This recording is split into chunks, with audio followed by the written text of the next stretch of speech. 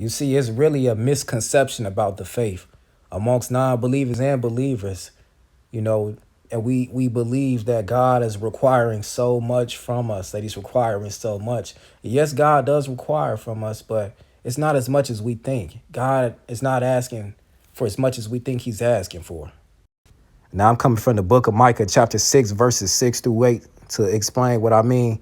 But I'm going to read from my New King James Bible because I know some people might not really understand the King James Version as much, but it's the same thing pretty much, at least in this section. He says, "With what shall I come before the Lord and bow myself before the Most High God?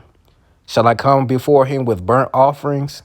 With cows a year old, will the Lord be pleased with thousands of rams, 10,000 rivers of oil? Shall I give my firstborn for my transgression, the fruit of my body for the sin of my soul? No, this is what he wants. He has shown you, O man, what is good. And what does the Lord require of you? But to do justly, to love mercy, and to walk humbly with your God."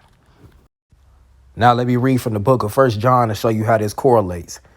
First John chapter 5, verses 1 through 5. "Whosoever believeth that Jesus is the Christ is born of God, and everyone that loveth him that begat loveth him also that is begotten of him. By this we know that we love the children of God, when we love God and keep his commandments. For this is the love of God, that we keep his commandments, and his commandments are not grievous," which means they're not burdensome. "For whosoever is born of God overcometh the world. And this is the victory that overcometh the world, even our faith. Who is he that overcometh the world? But he that believeth that Jesus is the Son of God." So to overcome the world, you have to believe that Jesus is the Son of God. And if you believe that Jesus is the Son of God, you love everybody else that believes also that he is the Son of God. So really, basically, God is not requiring that much from us, just to treat people right.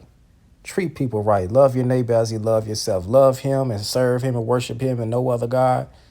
And love your neighbor as you love yourself. That's it. The law and the prophet hangs on those two commandments. All, I think, 500, 600 laws in the book of Moses, the 10 commandments, it all hangs on these two laws.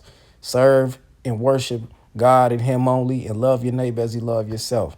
Those commandments aren't grievous. It's not burdensome. And sometimes we overcomplicate it and think God is asking much more from us than he really is.